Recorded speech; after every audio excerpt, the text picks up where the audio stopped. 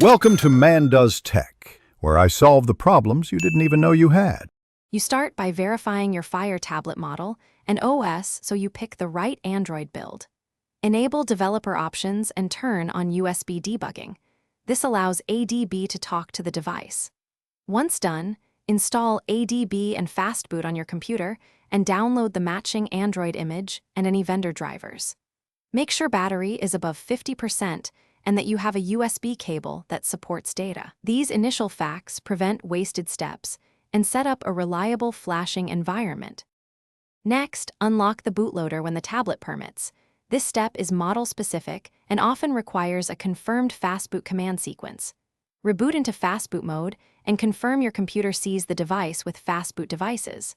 Now flash recovery, boot, and system images in the order the build instructions specify, using verified checksums to avoid corrupted files.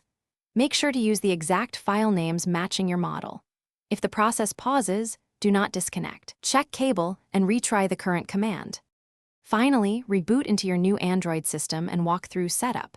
If Google Play is absent, sideload Play services and the Play Store packages in the recommended order. Restore apps and data from backups and confirm hardware like Wi-Fi and cameras function. If the tablet hits a boot loop, collect ADB logs, then either reflash the stock firmware or reapply a verified Android image. Make sure to keep backups and checksums.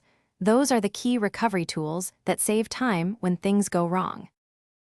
Thanks for watching. If you found this helpful, don't forget to like and subscribe.